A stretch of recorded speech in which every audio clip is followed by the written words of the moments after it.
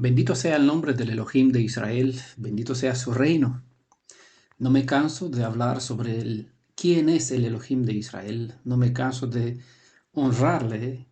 Es un privilegio, de hecho, para mí y para nosotros saber quién es y presentarlo, ¿vale? Probándolo en el Tanaj, probando en los escritos apostólicos, revelando siempre la identidad del Elohim de Israel. Aunque sobre este asunto siempre estamos compartiendo. Hoy vamos a dedicar un tiempo más para hablar sobre quién es, hoy día vamos a hablar sobre quién es el rey del reino de Elohim, ¿vale? ¿Quién es el rey del reino de Elohim? Muchas veces se hacen confusión dentro de las redes de los tres ismos, judaísmo, mesianismo, específicamente judaísmo mesiánico, ¿vale? El mesianismo y el cristianismo siempre se confunde quién es el padre de Israel con quién es el padre del Mashiach. Ese es un problema para muchas personas que estudian las escrituras. Espero que los que escuchan en este canal, en lo que estamos compartiendo, sepan hacer la diferencia entre el padre de Israel y el padre de Yeshua. Como decía, hoy vamos a hablar sobre quién es el rey del reino de Elohim, ¿vale? Tanto el Tanaj como el Brit Hadashah revela la identidad del Elohim viviente. De una forma u otra, a través de los nombres, de los atributos, de los títulos, Él deja que nosotros entreveamos quién es Él y cómo es. Le voy a presentar dos citas. ¿Por qué este nombre de esta presentación es quién es el rey del reino del Elohim? Voy a presentar dos citas, antes de todo, bueno, es un grupo de citas para que después sigamos con el tema al día.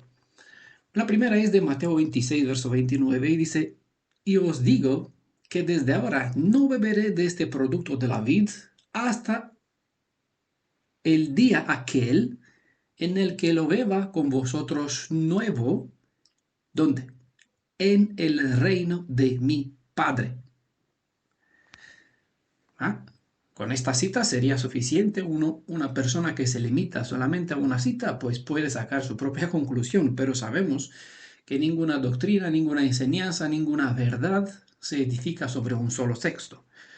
No por nada en el Tanaj nos indica que la verdad está en la suma de las palabras de Elohim.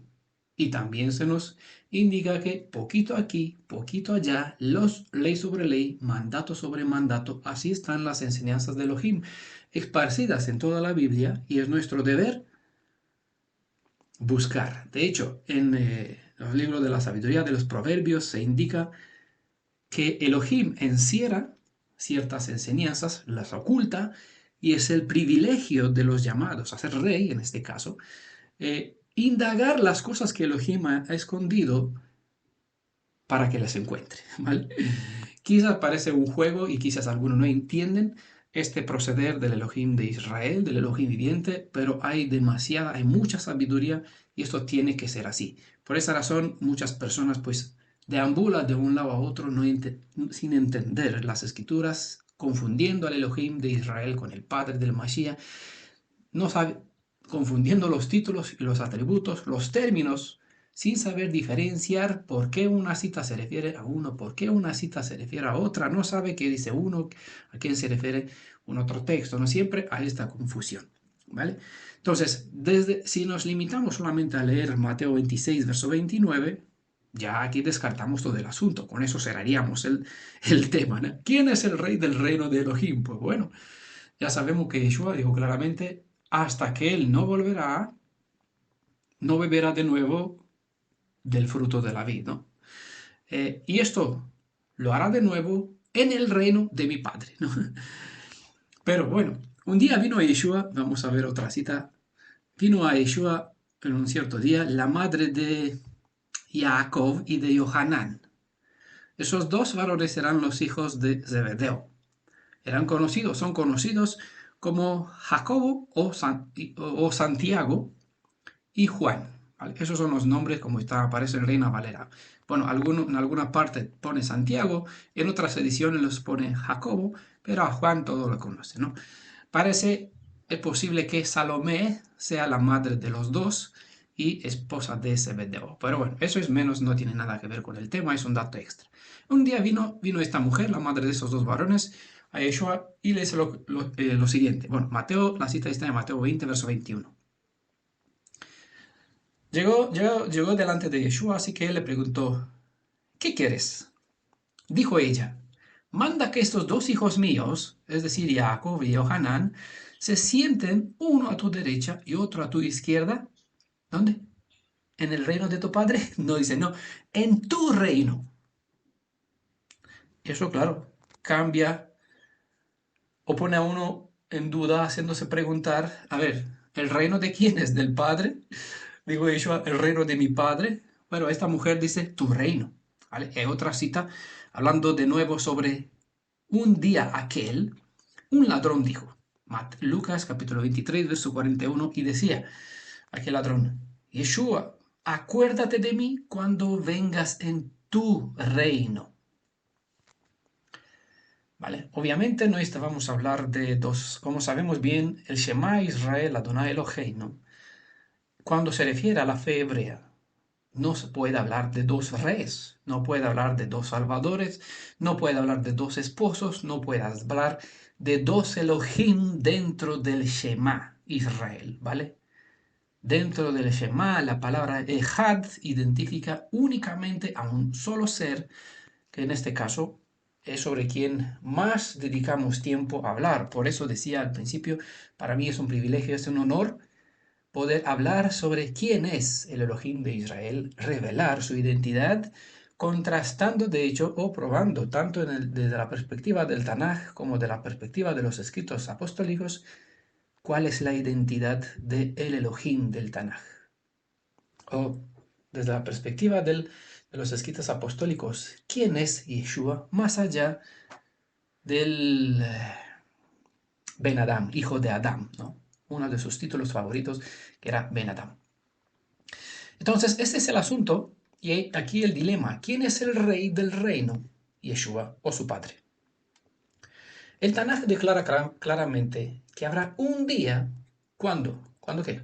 Lo vamos a leer, Zacarías capítulo 14, verso 9, una cita maravillosa. Adonai, ya sabemos bien que este término, esta palabra sustituyen las cuatro consonantes Yod, Hei, Vav, Hei, que no es un nombre, es un acróstico, ¿vale? Se puede presentar como un apelativo, pero nunca este apelativo se usa como nombre, ¿vale? Bueno, en otros estudios siempre estamos compartiendo sobre quién es la definición de esta palabra y a quién describe, ¿no? Adonai, pues, encierra en sí mismo todo lo que expresan las cuatro consonantes, Yihye, Haya, Ve, Jove. Adonai será rey sobre ¿cuánto? Toda la tierra. Zacarías 14, verso 9. Adonai será rey sobre toda la tierra. En aquel día, ¿no? Por eso siempre enfatizo esto, que habrá un día, leí al principio, no beberé del producto de la vid hasta el día en que lo beba con nosotros. Siempre, muchas veces, se enfatiza sobre esta palabra, un día, ¿vale?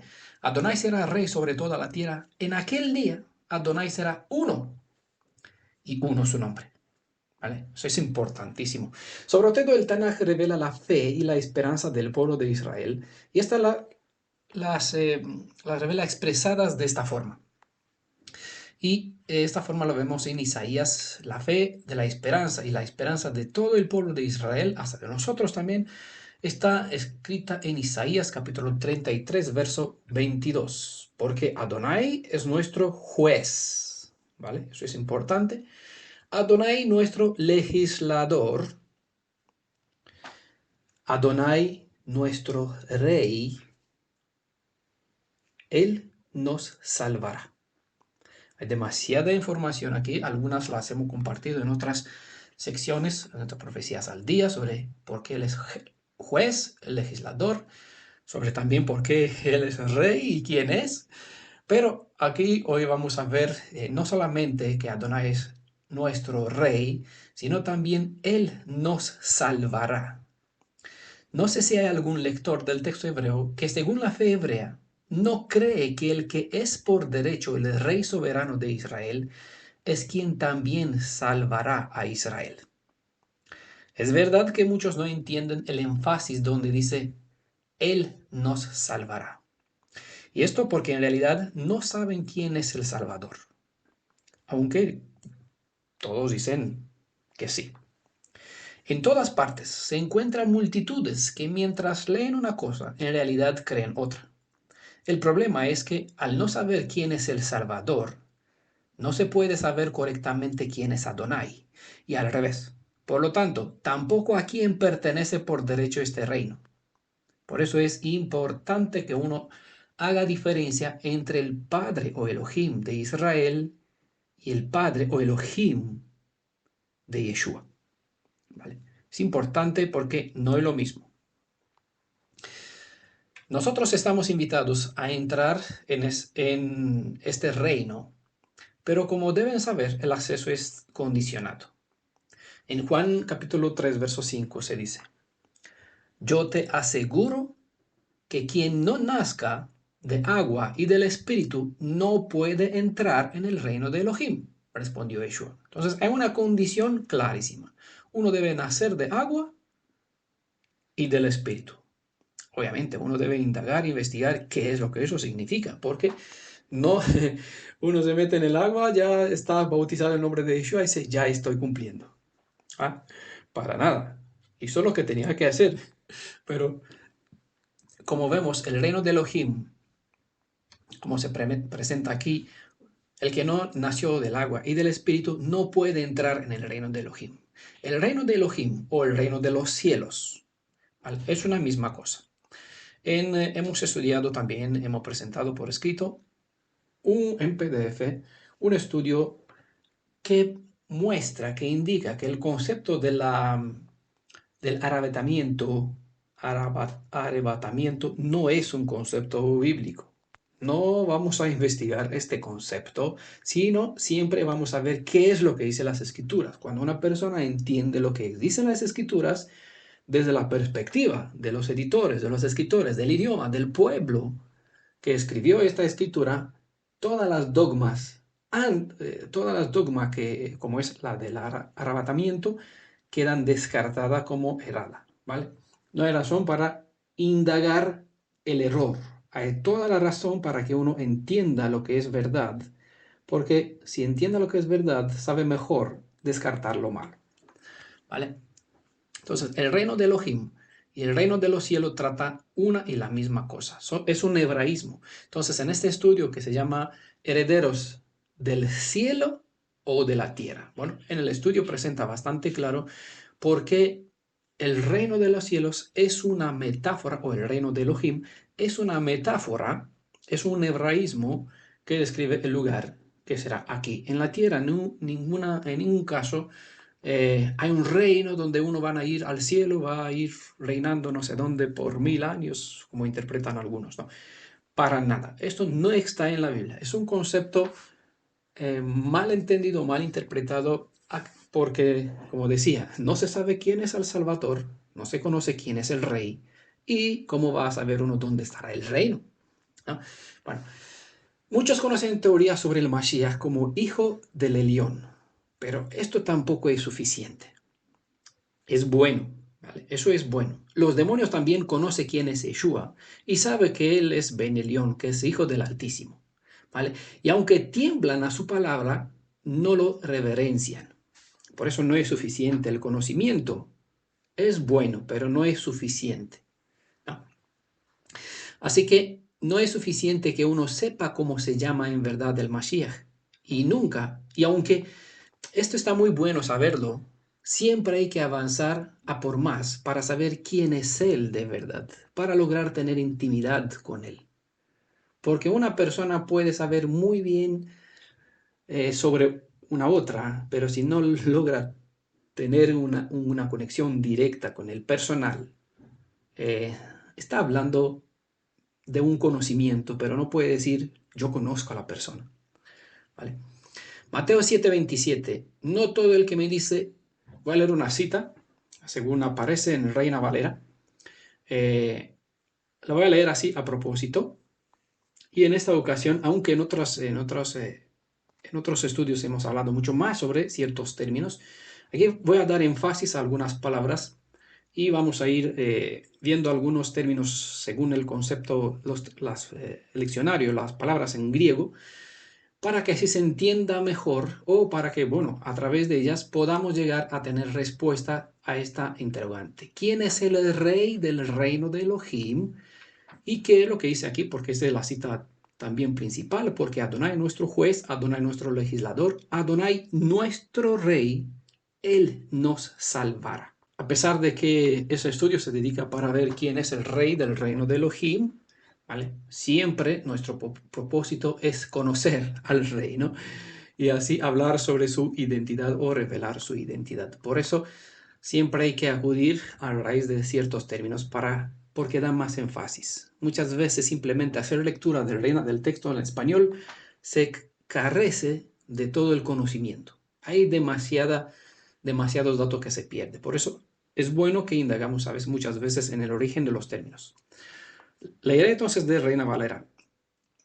Mateo 7:21. No todo el que me dice Señor, Señor, entrará en el reino de los cielos. ¿Vale? Vemos siempre la condición.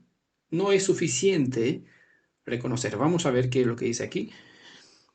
Sino solo el que hace la voluntad de mi Padre que está en el cielo. Fue un tema precioso lo que hemos compartido sobre cuál es la voluntad del Padre de Yeshua para nosotros. Ese tema está disponible en PDFs, lo puede encontrar en los archivos del grupo En Defensa de la Verdad, o también lo pueden escuchar, si prefieren escucharlo, en el canal de YouTube En Defensa de la Verdad con el mismo nombre. Buscar el estudio La voluntad del Padre de Yeshua para nosotros, ¿vale? Aquí la condición es clara. No todo el que me dice Señor, Señor entrará en el reino de los cielos. ¿Quién entrará? Bueno, siempre hay que preguntarse, poner preguntas sobre los textos. Si hay una negación, siempre hay un interrogante. Entonces, si aquellos no, si no todos aquellos, porque no dice el que me dice Señor, Señor no entrará. No, dice no todo el que me dice. Bueno, vamos a ver qué es lo que le dice, ¿no? Porque eso es importante, ¿no? Sino solo aquel, no dice aquellos muchos, ¿no? Solo aquel que hace la voluntad. Resume, incluso puede ser una sola persona, ¿vale? Aquí, bueno, sabemos que será mucho más, sino solo el que hace la voluntad de mi Padre que está en el cielo. Entonces es una clave, una condición fundamental. Si uno quiere entrar en este reino de los cielos, el reino de Elohim, debe conocer cuál es la voluntad del Padre de Yeshua. Porque Yeshua está hablando de su Padre. ¿Dónde está su Padre? En Belén, en Betlehem. ¿Ah? ¿Dónde estaba? ¿Era el esposo de Miriam? No, dice, mi Padre está ¿dónde? Pues en el cielo. Es donde no por nada él es llamado Ben Elión, porque su papá, su auténtico y único papá, es Elohim, soberano del todo el universo. Bueno, les invito a que presten atención a este tema, la voluntad del Padre de Yeshua para nosotros, para que entiendan más cuál es esta voluntad, ¿no? ¿Cuál es esta clave? Y de esta clave, de esta condición, esa es la llave para que uno pueda entrar. Si lo entiende bien, tiene libertad para pasar. Bueno, siempre y cuando sigue más las instrucciones, ¿no? Siempre hay un mecanismo, pues, te determina, pues, pone en marcha otro mecanismo, ¿no? Algo así. Le voy a explicar más adelante eso. Bueno, no todo el que me dice Señor, Señor.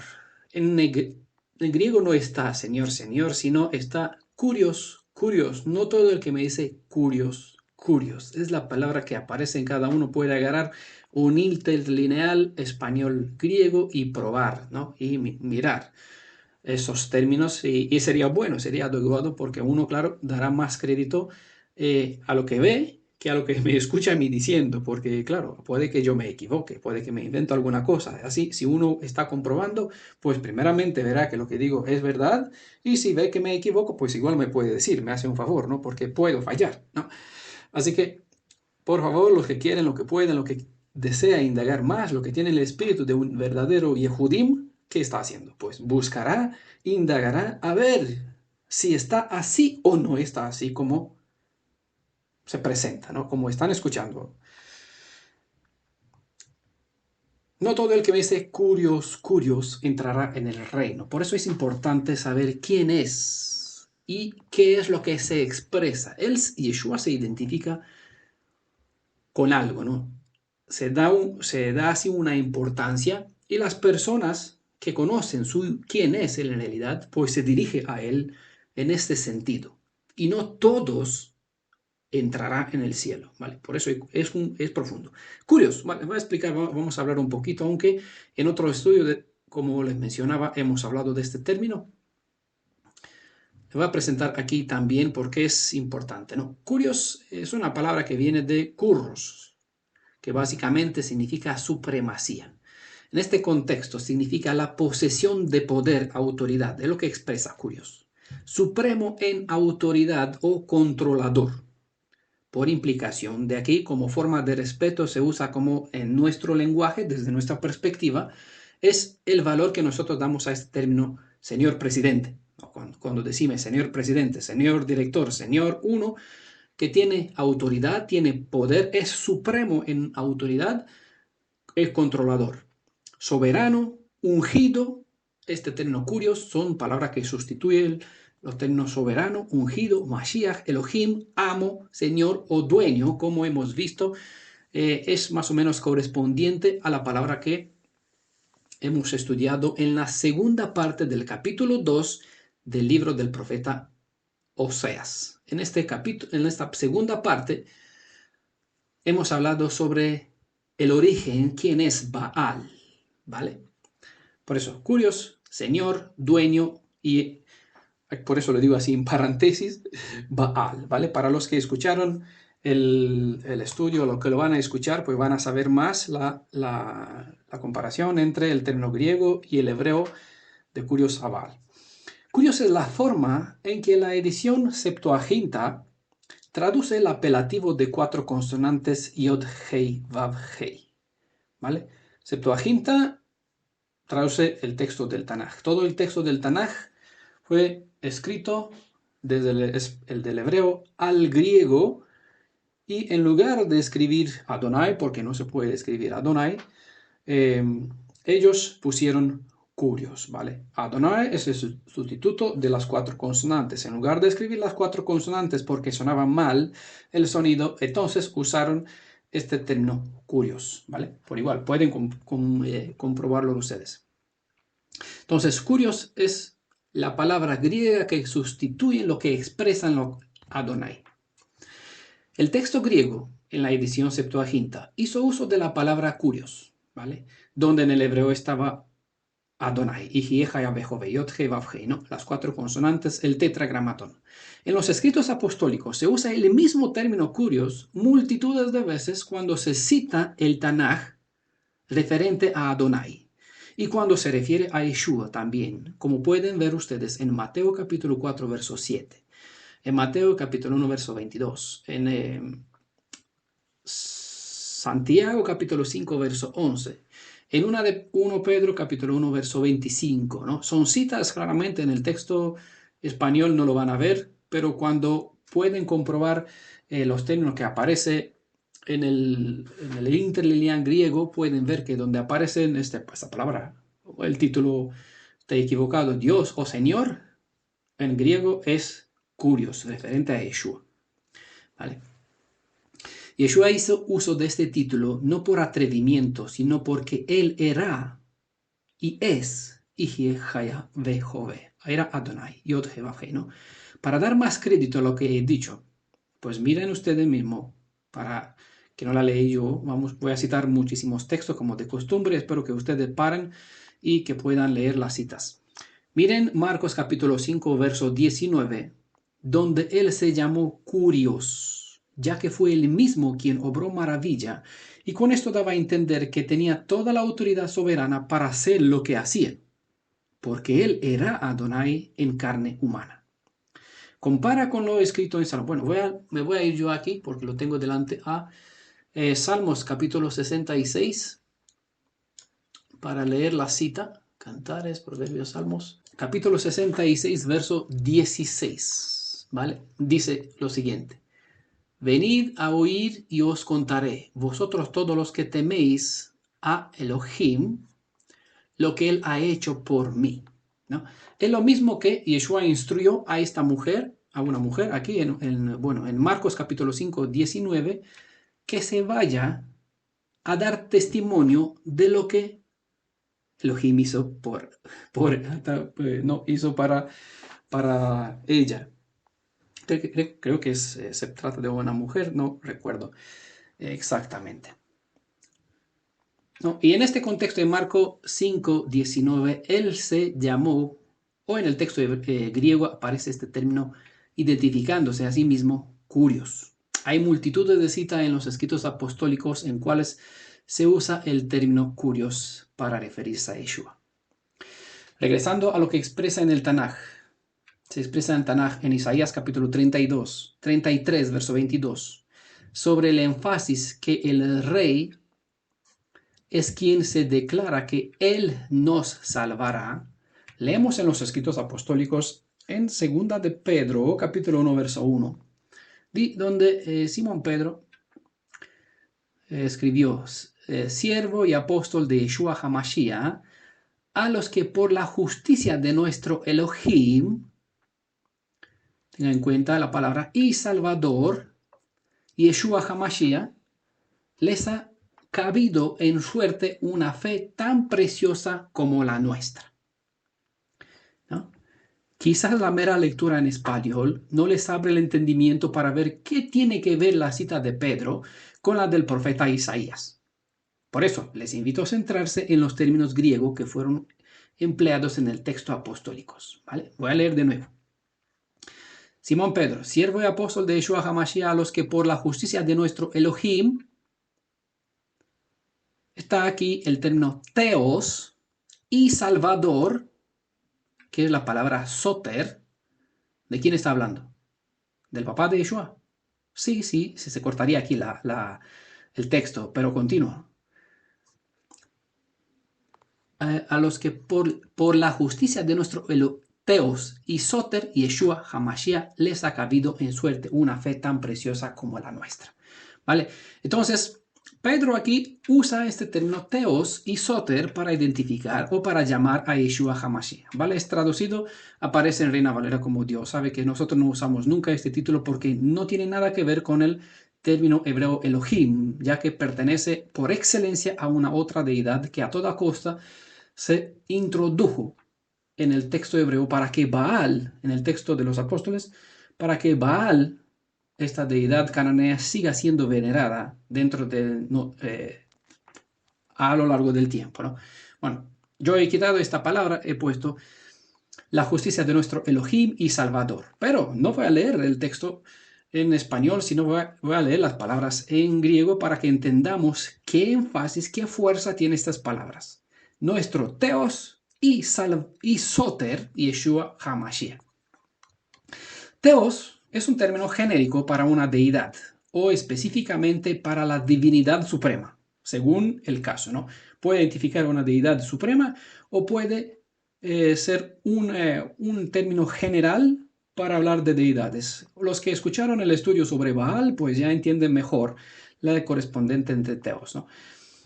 Y en ciertos casos, esta palabra Theos se usa para un magistrado. En la edición Septuaginta, Theos se traduce con pocas excepciones como correspondiente a las palabras hebreas Elohim, ¿no? Como sustituto. En lugar de decir Elohim, la palabra en hebreo, pues en griego está Theos. Y también se usa esto para sustituir, en ciertos casos, el apelativo Yod-He-Vav-He, de las 4 consonantes, igual como el del otro de curios, ¿no? El curios sustituyen el apelativo, esta palabra Adonai, ¿vale? Por excelencia, siempre aparece. Pero Theos, por lo general, es el correspondiente griego de la palabra hebrea Elohim, ¿vale? Y hay casos donde se sustituye el apelativo Yod-He-Vav-He, indicando en el primer caso, es decir, con la palabra Elohim, cuando se sustituye Elohim con Theos, indica su poder y su preeminencia, ¿vale? Y en el caso cuando sustituyen las 4 consonantes, identifica el término Theos en este caso, identifica la existencia inmutable, eterna y autosustentante, ¿no? Es decir, que Elohim no cambia, está hablando de su identidad, de su ser, como ya saben bien que Elohim no es hombre para que cambie de parecer. Entonces, por eso, en ese sentido, identifica el ser como es. Cuando el término teos sustituye la cuatro consonante, en este caso se refiere al ser más allá de su poder, sino a su forma interior. Aquí también define porque la eternidad, uno de los títulos, sabemos bien claro, de Yeshua es Padre de las eternidades, ¿no? Príncipe de paz, Tzar Shalom, Padre de las eternidades, ¿no? Y autosustentante, porque todo lo que está hecho fue hecho mediante Yeshua y todas las cosas se sostienen con su poder. Él tiene la vida, Él la entrega y puede retomarla, ¿no? Es lo que Yeshua dijo. Bueno, hemos hablado en otros contextos. Eso es lo que quiere, lo que expresan las veces cuando se sustituyen el apelativo Yod-Hei con el término Theos, ¿vale? El término griego Theos afirma o indica los atributos divinos del Mashiach de una manera patente, ¿vale? Y le voy a dar una suma de textos donde esta palabra Theos, ya saben bien la definición, está en Mateo 20, verso 18 al 19, Juan 1, verso 1 al 3, por excelencia aquí es importante el uso, pero bueno, ustedes pueden estudiar el verso 18, Mateo 1 también, Juan 1, Juan 5, capítulo 5, verso 22 al 29. Bueno, hay muchas citas, le voy a decir algunas. Tito capítulo 2, verso 13, Primera Juan 5, 20, Romanos 1, 4, Romanos capítulo 9, verso 5. Bueno, en la guía de estudio van a tener aquí más citas, ¿vale? En otros estudios hemos presentado más evidencia al respecto.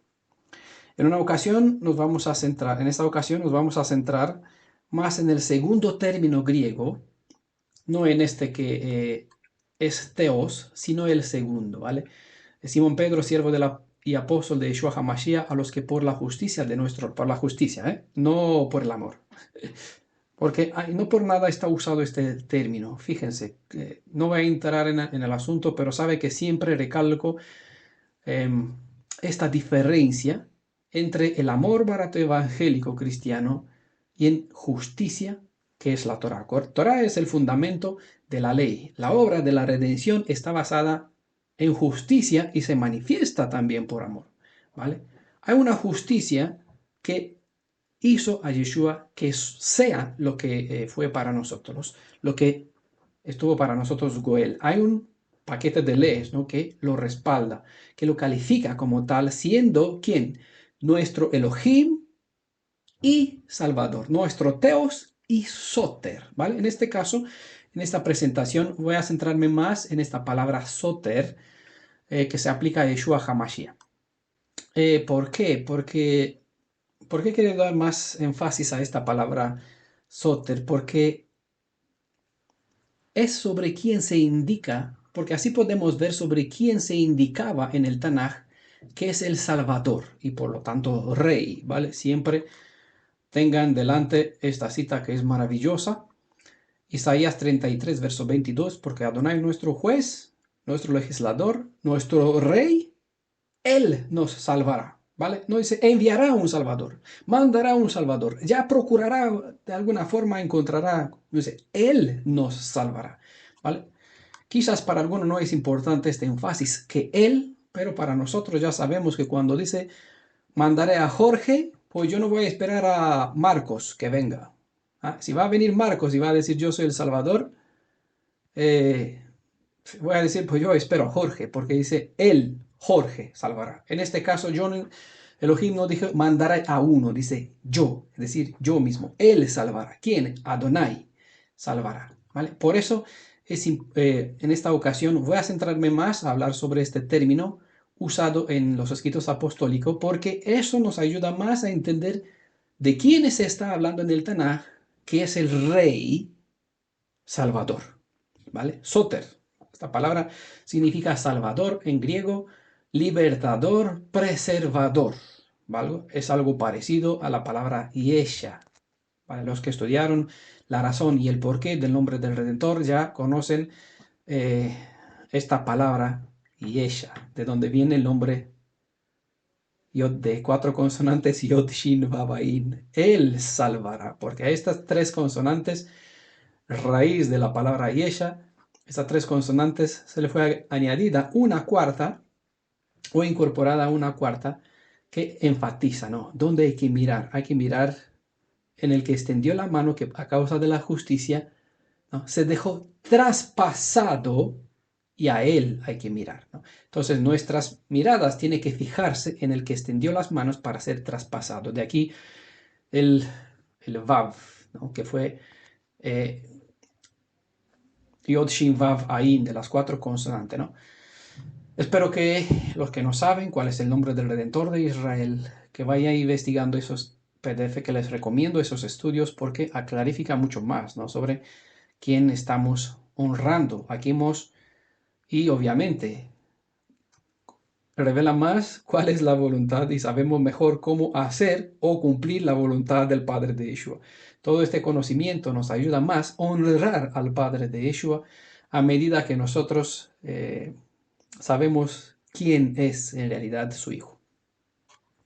Este término griego es usado en los escritos apostólicos para identificar los atributos del que se manifestó en el Tanaj como Elohim de Israel, quien aseguró salvar a su pueblo tanto en forma física como en forma espiritual, de modo como pueden ustedes leer en Lucas capítulo 1 verso 47, o en 1 Timoteo capítulo 1 verso 1, capítulo 2 verso 3, capítulo 4 verso 10, como para darle algunos ejemplos. Este término se usa también como referencia al Elohim del Tanaj cuando se cita referente a él, en el sentido que él es quien da y quien preserva la vida a todas las personas y todas las cosas, ¿no? En los escritos apostólicos se usa el término Soter para indicando al Elohim del Tanaj sin mencionarlo, sin identificar su persona, sino como referencia a él que tiene el poder de dar vida, preservar la vida y hacer que todas se manifiesten, que mantengan vida dentro de sí. ¿Vale?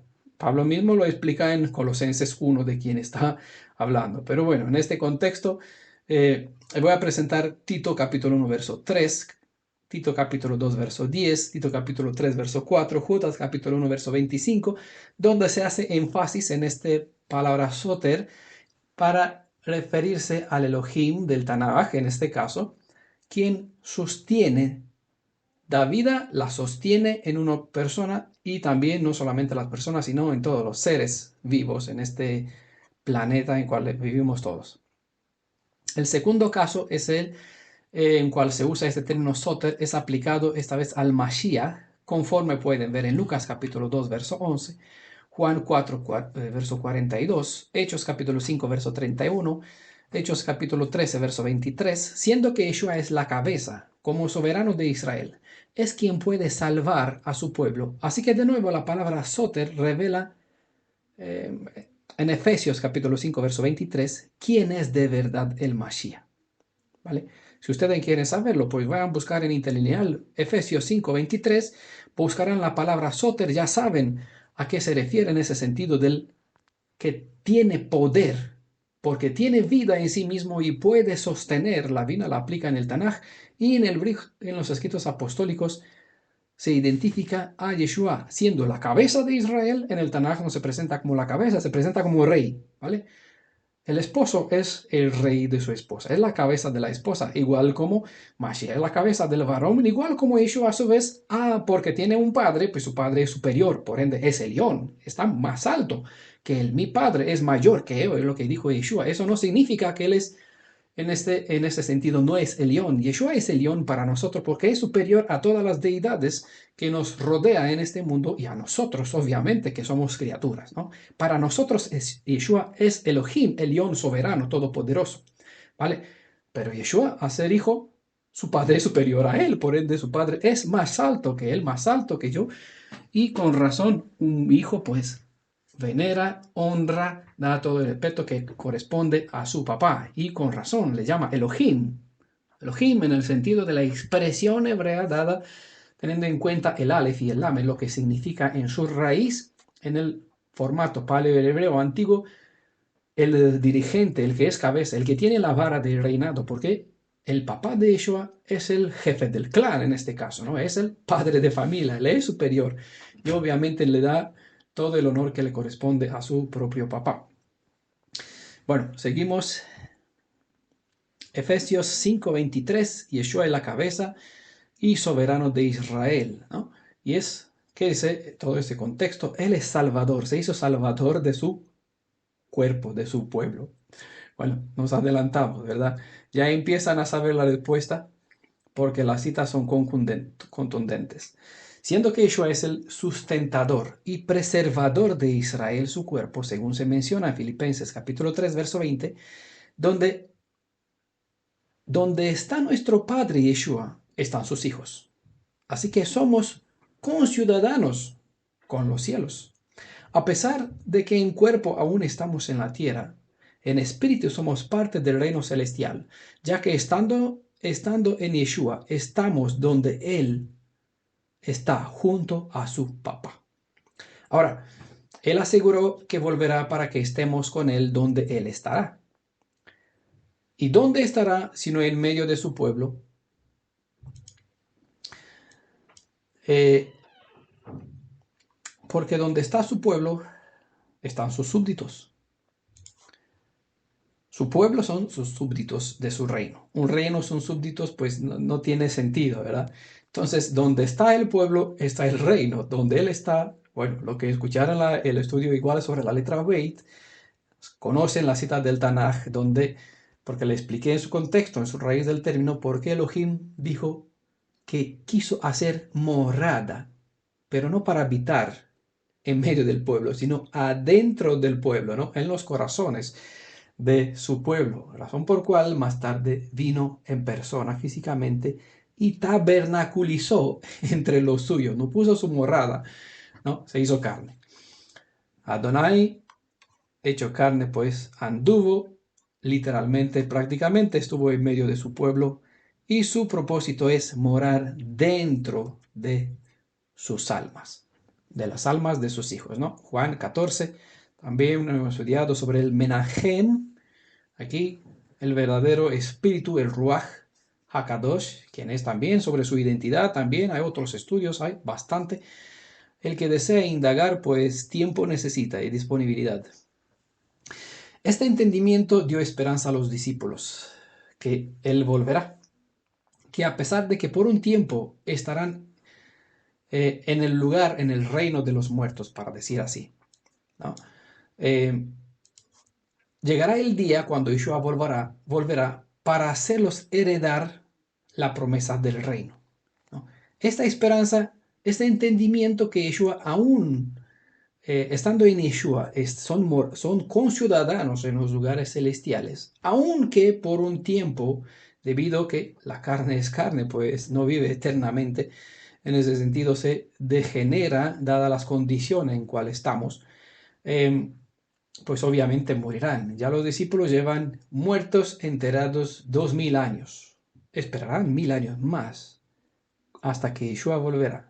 Pero para ellos es como un chasquido de dedos, ¿no? No sabrán de hoy a mañana, sabrán cuándo cerraron los ojos, porque ya se acercó su hora, todos murieron, excepto Juan, todos murieron mártires, ¿vale? Excepto Juan, porque Elohim le preservó la vida, porque en realidad todos tenían que ser mártires, ¿no? Pero cuando fue el momento de morir ya, ellos son como nada, el tiempo es como nada hasta el momento cuando resucitarán para heredar la promesa que se les fue prometida. Ya vamos a leerlo más adelante. Entonces, la expresión de esta esperanza la expresó también Shaul en Tito capítulo 2, verso 13, cuando exaltó a lo sumo al Mashiach en virtud de su identidad real. Y él lo presenta así: nuestro gran Elohim, ya saben el término, ¿no? Que está y Soter, es decir, y Salvador, Yeshua el Mashiach. Tito 2, verso 13, ¿vale?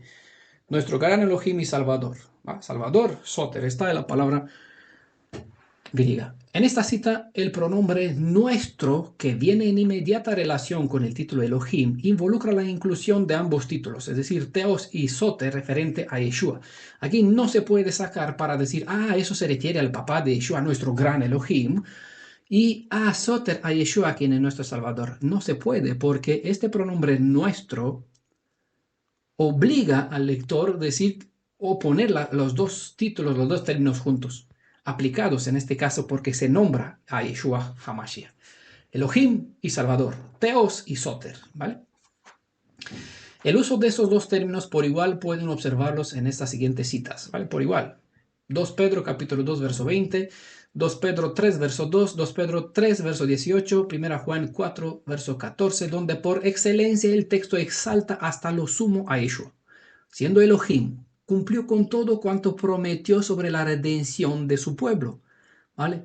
¿Qué es lo que prometió? ¿Qué es lo que le corresponde? ¿Cuáles son sus obligaciones? Por favor, estudian por escrito, también lo tiene, en audio también lo tiene, en 6 audios, 6 estudios, las leyes de la redención, el Goel, que no es el pariente más cercano, y las leyes de la redención, para, conforme a la Torah, sepan quién es en realidad Mashiach, quién es en realidad Yeshua, porque nosotros sabemos que el nombre del Mashiach es Yeshua.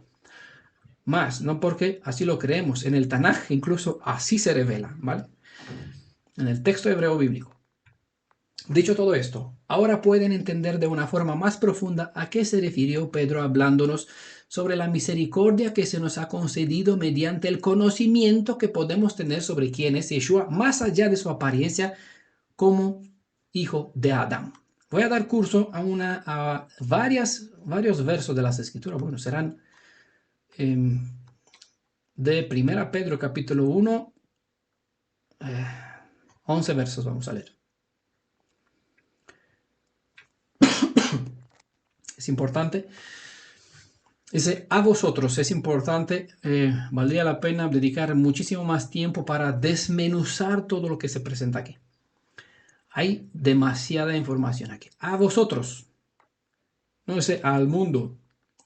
A vosotros misericordia, para esta palabra está el griego charis. Misericordia en este, bueno, es como yo la traduje, está gracia, como aparece en Reina Valera, pero ese término no es muy apropiado.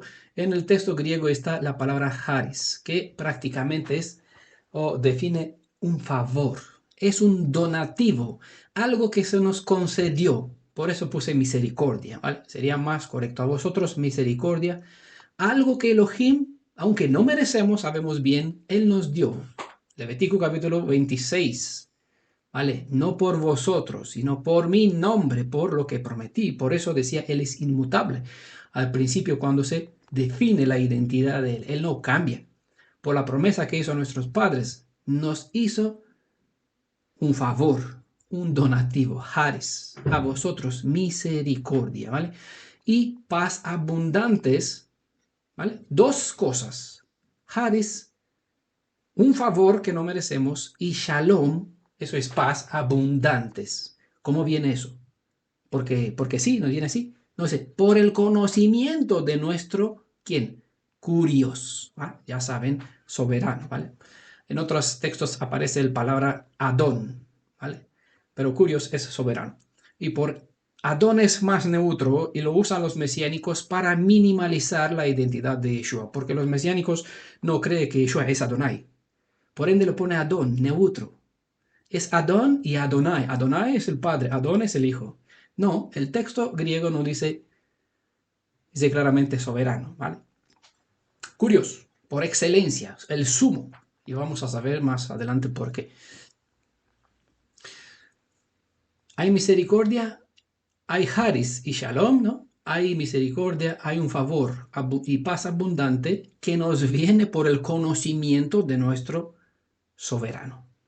Esa es la voluntad del papá de Yeshua, que nosotros conozcamos al Hijo y que le demos la obediencia, toda la obediencia. Y el que me ama, guarda mi palabra.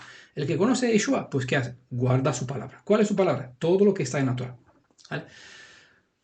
Verso 3 dice, 2 Pedro capítulo 1, verso 3. Pues, y a partir de aquí empieza, si conocen la visión de Zacarías, de Ezequiel, donde puede ver rueda en rueda, cada una seguía su camino. Un carro, una máquina que Elohim tiene, se mueve en todas las direcciones a la vez, cada uno no se cruza con el otro, y aquí aparece rueda en rueda. Bueno, aquí hay un mecanismo que te da, cada rueda pues determina que otra funcione, pone en marcha otro mecanismo, ¿vale? Aquí hay un principio causa-efecto.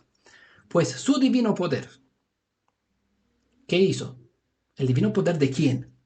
¿Ah? Por eso es importante que uno razone. Pues de nuestro soberano.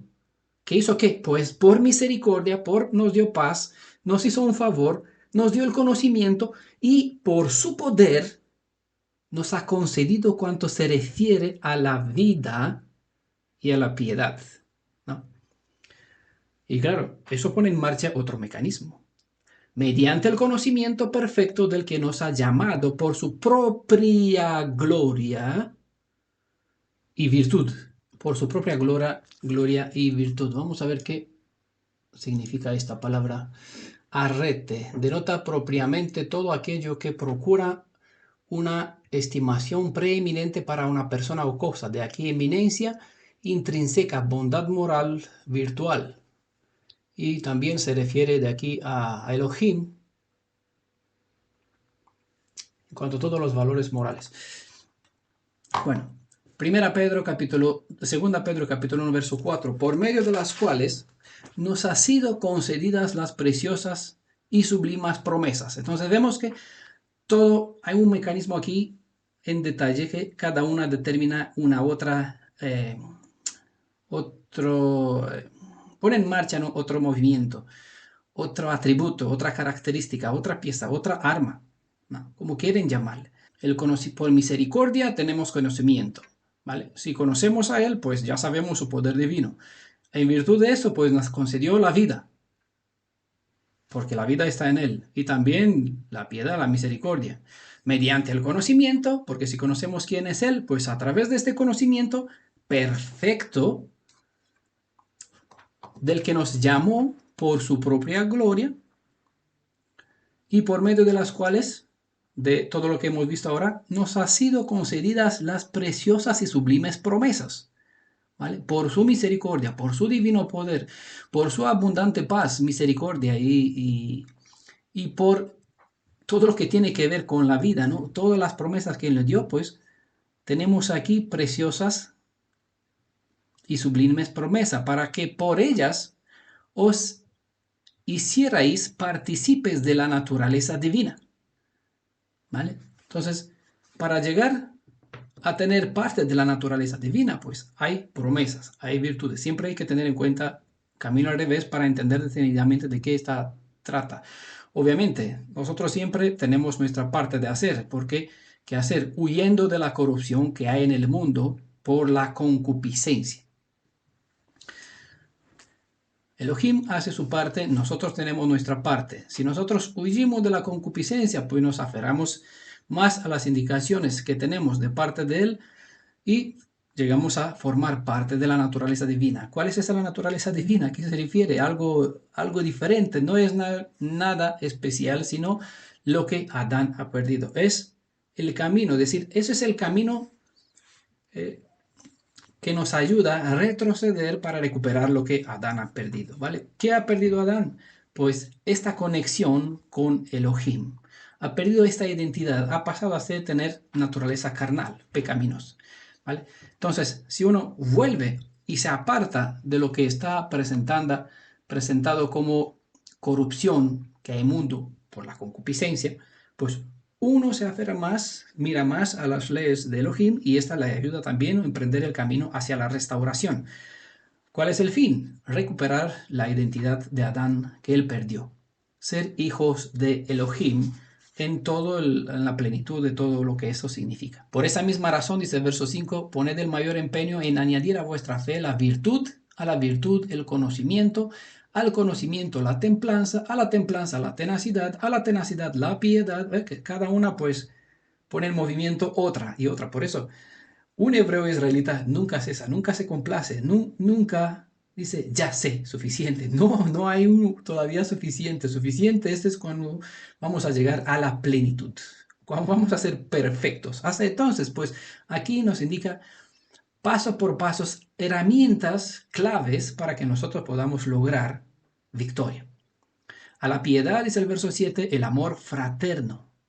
Claro, cuando uno tiene justicia dentro de sí mismo, no por nada mencioné antes por qué el verso 1, porque se menciona la justicia de Elohim en el A ver, ¿en qué texto? 2 Pedro 1:1. Simón Pedro, siervo y apóstol de Yeshua HaMashiach, a los que por la justicia de nuestro Elohim, ese es el fundamento, el brazo derecho de Elohim. Cuando uno conoce a Elohim en su brazo derecho, hace lo que es justo. Esa es la verdadera tzedaka. Eso te estimula a tener piedad y el amor fraterno.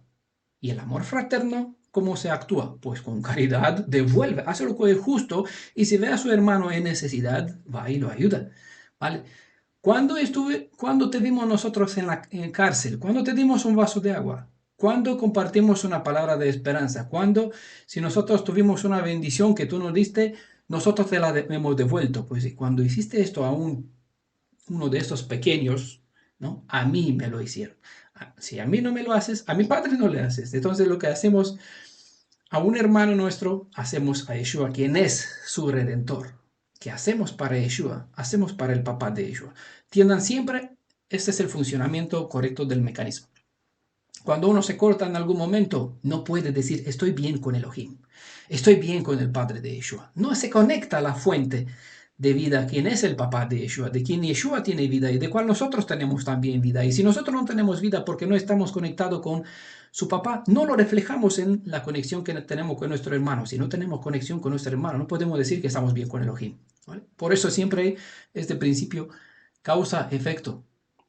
Verso 8. Pues si tenéis estas cosas, y en este caso, de él tenía buen testimonio. Pedro lo dio y dio buen testimonio al menos de aquellos hacia cual dirigió esta carta, y la tenéis en abundancia, o se puede decir no que ellos practicaban eso, sino que todo este mecanismo, todas estas claves, todas estas herramientas ya fueron dispuestas en abundancia, no solo para ellos, sino para nosotros también.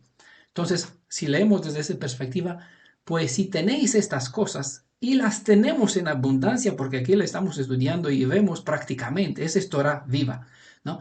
Nos dejarán como, porque no tengo ánimo, no tengo ganas de estudiar, yo no puedo hacer, yo no voy a predicar, yo no voy a hablar, no, dice, no os dejarán inactivos ni estériles para el conocimiento perfecto de nuestro soberano, es decir, Curios, Yeshua HaMashiach.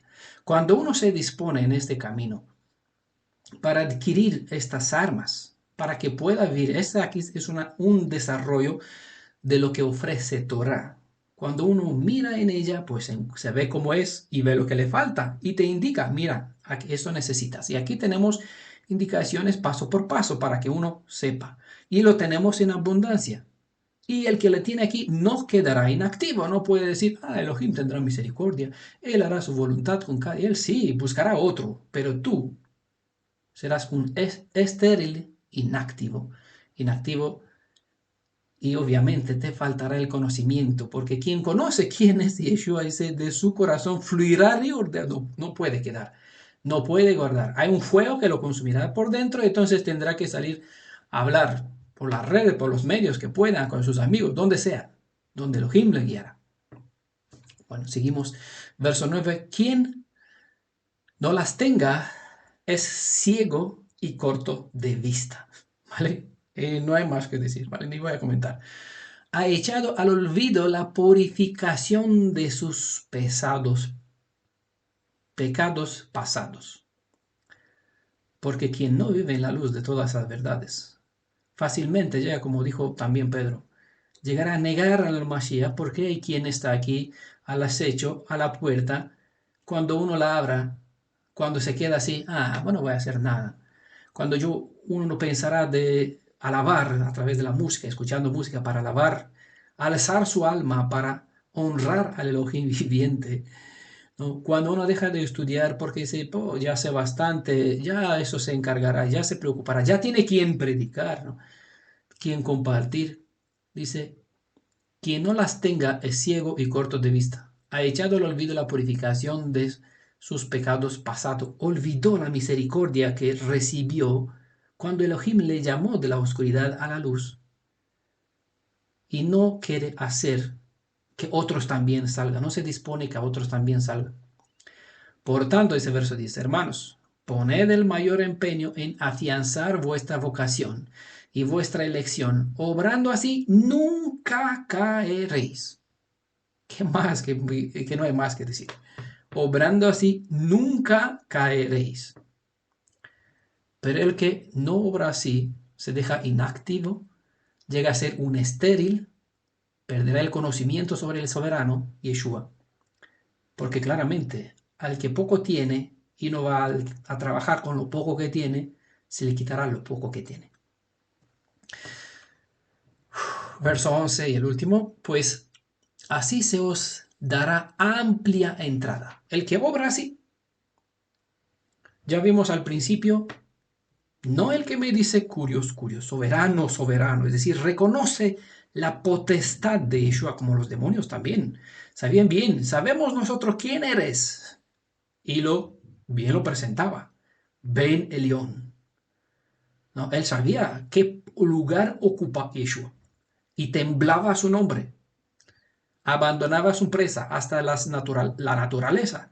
Los mares, los vientos cesaban porque reconocen los demonios, los ángeles caídos que conocen bien quién es Yeshua. La naturaleza, que sabe que fue creada por sus manos, reconoce su autoridad y soberanía y guardan silencio, hacen shalom. ¿Vale? Pues verso 11, pues así se os dará amplia entrada en el reino eterno de nuestro soberano, curioso, y salvador Soter, Yeshua Hamashiach. ¿No? Entonces, ¿de quién es el reino? ¿Del padre de Yeshua o de Yeshua? ¿En el reino de mi padre o en mi reino? ¿No? Bueno, Pedro dice claramente aquí, hay un montón de datos y el que vive conforme a tal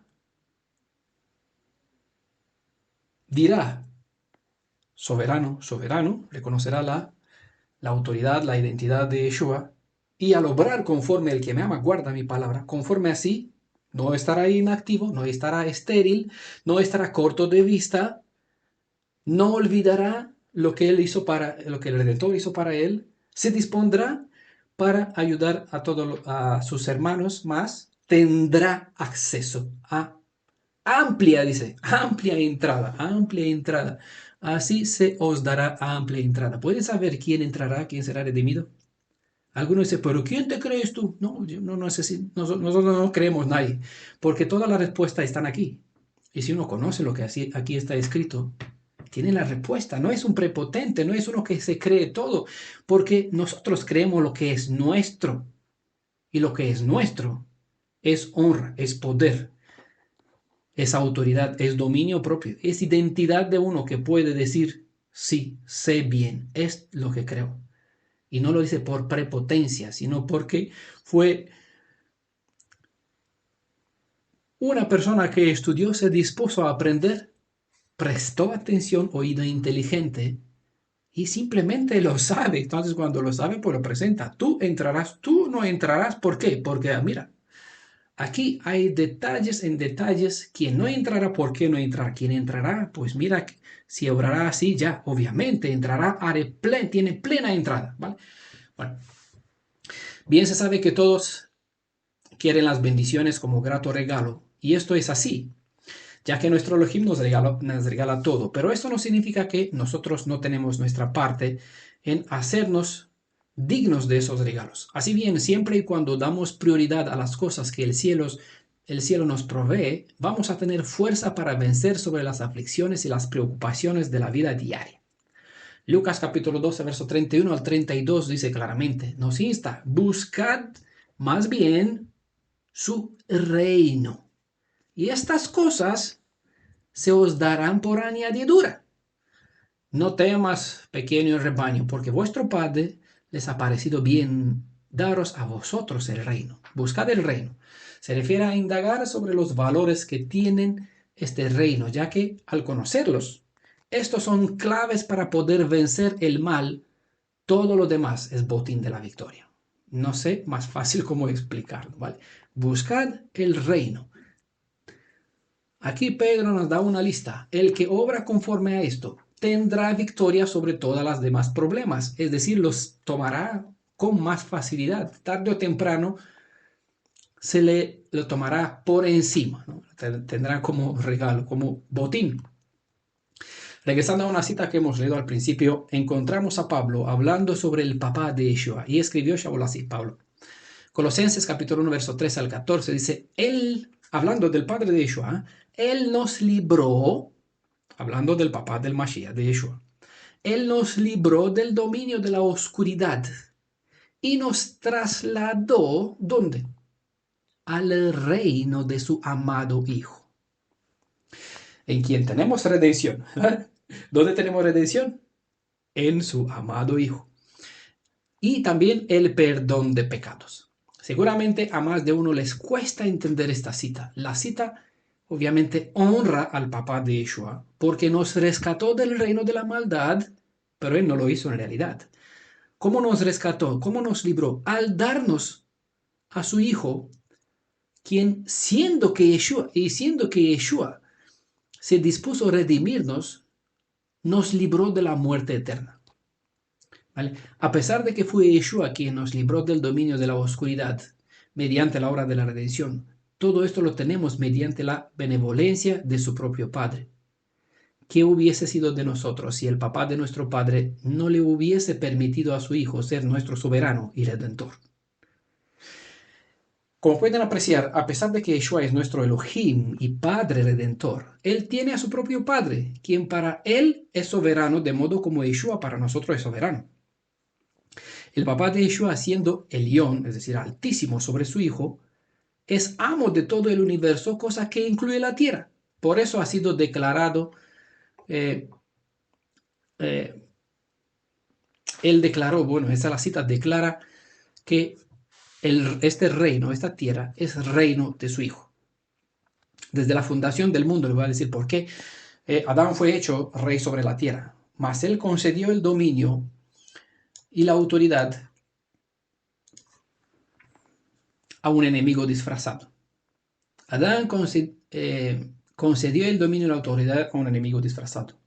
Así Hasatán llegó a ser el amo, dueño o el Baal soberano sobre la tierra.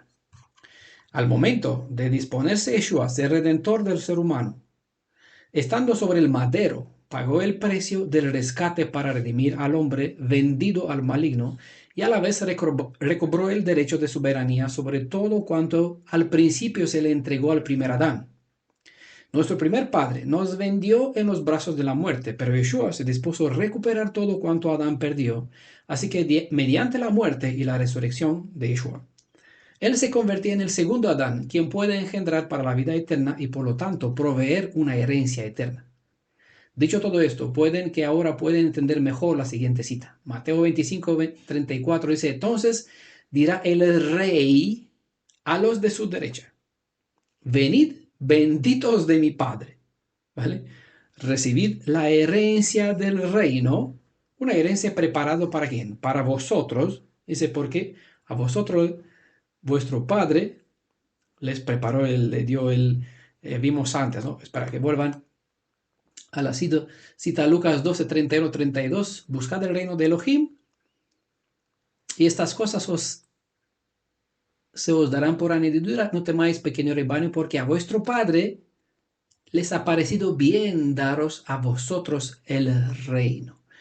Es lo que aquí dice Mateo 25, 34. Entonces el rey es una parábola.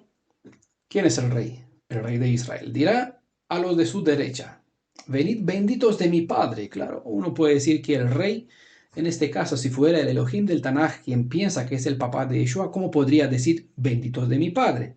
Como decir que el Elohim del Tanaj, quien es el padre de Mashiach, tendrá un otro padre. No, eso sería aberrante, ¿no? Pero cuando se entiende que el Elohim del Tanaj es Yeshua y Yeshua es el rey de Israel, y sabe que Yeshua, siendo rey de Israel, ese hijo también tiene a su padre, entonces sí que se puede entender mucho más coherente y normal.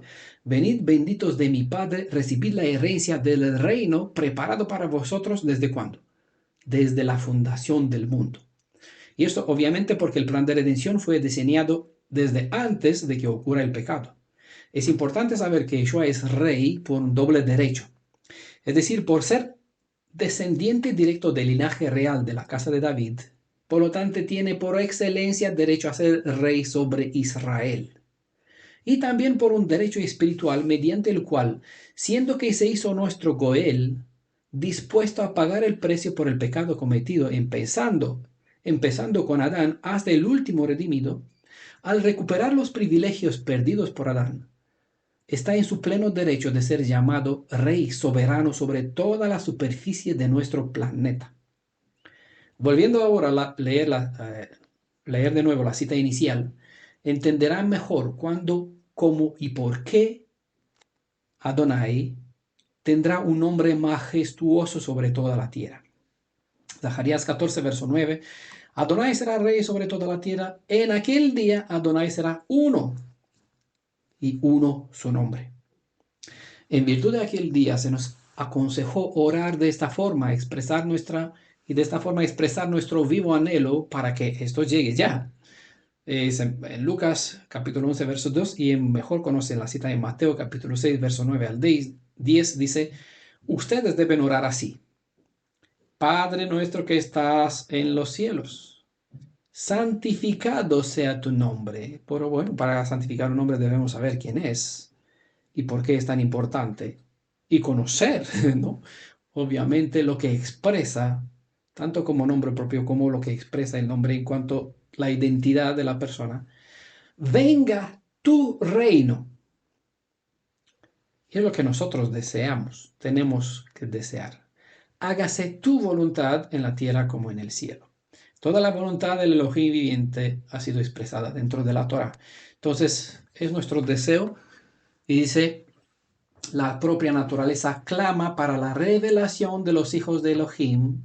¿Cuándo se revelarán esos? Cuando entenderán la Torah. ¿Qué revela la Torah? El corazón de Elohim. Cuando los hijos de Elohim entenderán el corazón de Elohim, pues serán un ejad. Y cuando eso se logrará, la tierra dirá, amén, por fin se acabó, seré restaurada por completo.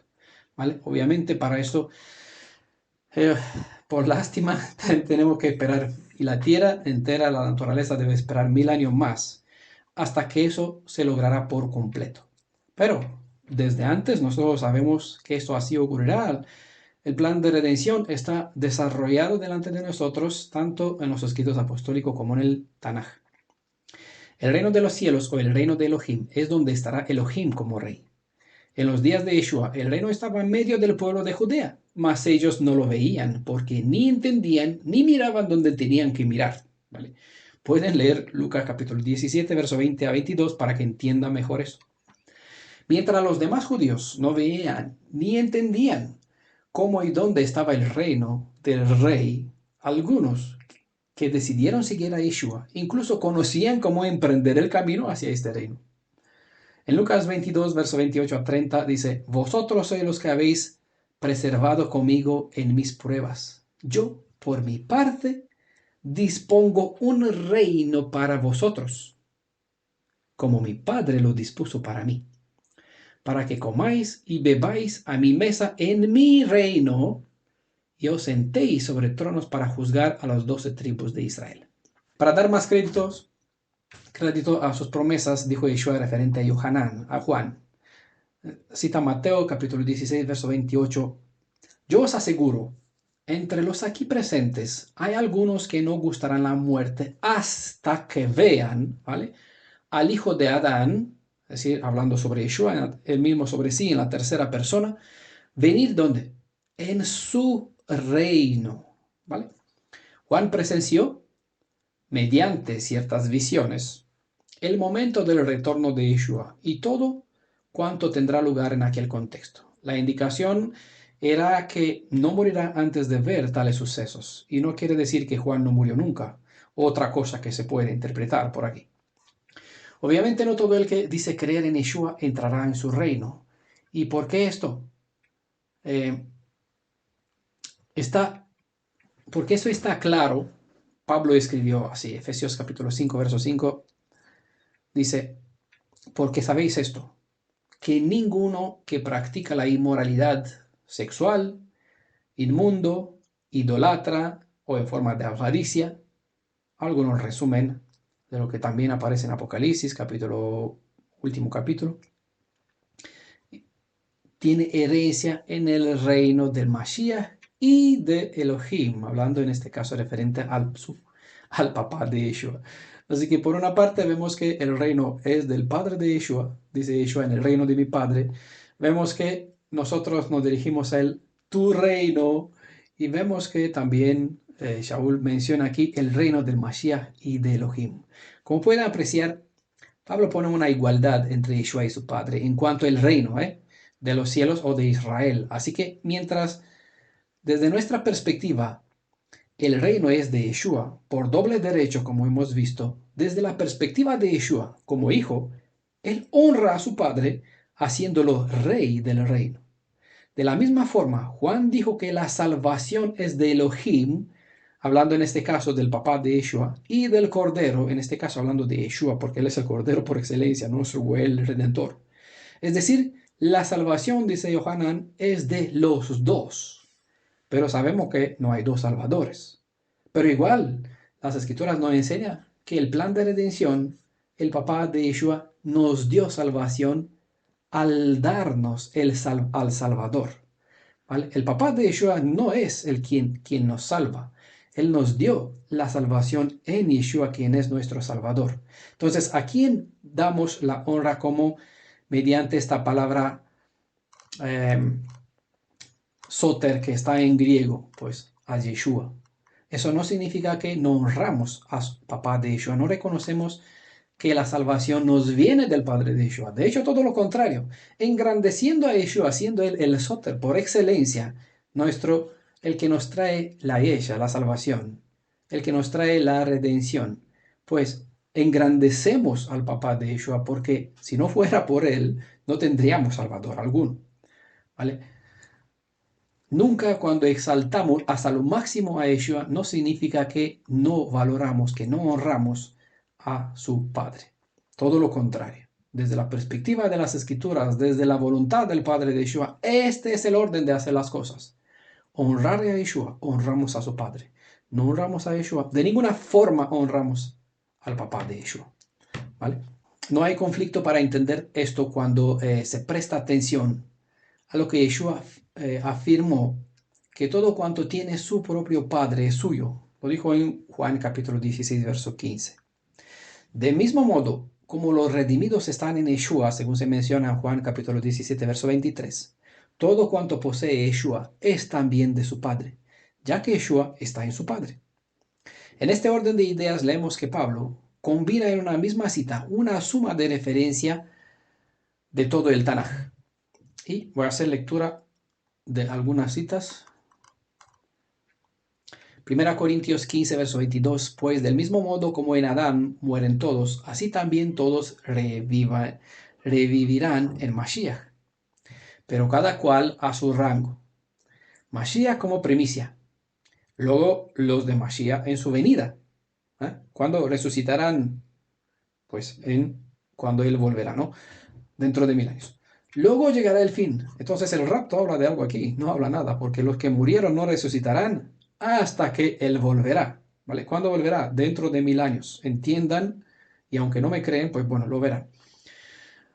Verso 24 dice, luego, ¿no?, vendrá el Mashiach, resucitarán los muertos, tendrá lugar el juicio. Luego el fin, cuando entregue a Elohim, Padre, a su Padre, y Yeshua entregará a su propio Padre el reino.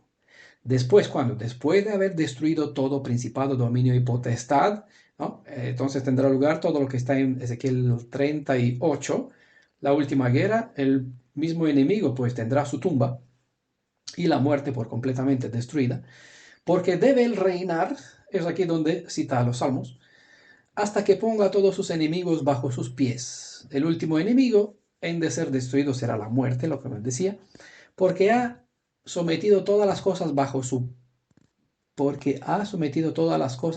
pies, mas cuando diga que todo está sometido es evidente que se excluye a aquel que ha sometido a él todas las cosas. Obviamente eso es indiscutible, porque Yeshua claramente dijo, mi Padre es mayor que yo. Entonces obviamente que su Padre es el león, es soberano por encima de Yeshua, aunque Yeshua es el león y es soberano a su vez para nosotros. ¿Vale? ¿Sí? Entiendan bien el orden no de la perspectiva cristiana, sino desde la perspectiva del sentido de los términos. Hebreos, ¿vale? Cuando haya sometido a él todas las cosas, entonces también Yeshua, el Hijo, se someterá a su Padre, que ha sometido a él todas las cosas, para que Elohim sea todo en todo, ¿vale? Es decir, para que su papá reciba la honra suprema sobre todo. Ese es el, el, el final de todo el plan de redención, ¿vale? Eso es reconectarnos como al principio en Edén, antes de que exista el primer pecado. Es la conexión total, ¿vale? No, bueno, Pablo no inventó, de hecho, nada expuesto en lo que hemos citado, sino que usó lo que el Malach, por una parte, dijo a Miriam, lo que mencionó en Lucas capítulo 1, verso 30 al 33, que a su vez es un mensaje que en parte combina una cita de los Salmos, ¿vale? Con la de Daniel capítulo 7, 14.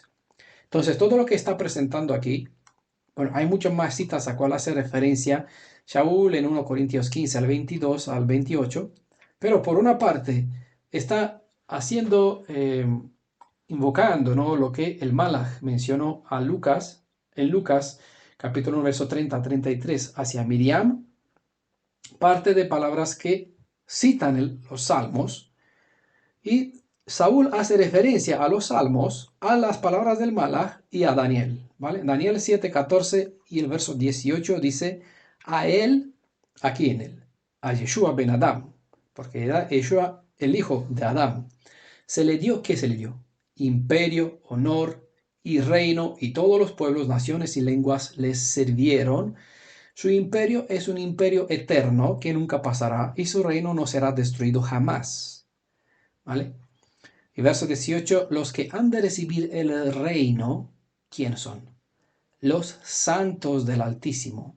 Ya sabemos bien, aquí hay un camino antes, pasos que hemos visto cómo llega uno a ser santo, ¿no? Dice, este no tendrá problema, siempre vencerá, ¿no?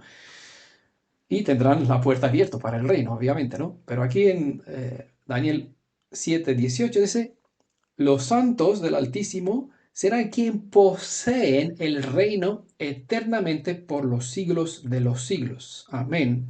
¿Vale? Los hijos de Yeshua son hijos de su Padre. Así que todos cuantos se sumergen en el nombre de Yeshua y se apartan del mundo para guardar la Torah, son llamados santos del Altísimo. Para ellos se dispuso la bendición de poder entrar en un reino restaurado como al principio de la creación. Voy a dejar una pregunta para terminar con esto. Para que tú que me escuchas, que lees, te cuestiones y te preguntes, ¿seré yo el que lee o escucha este mensaje uno de los santos del Altísimo?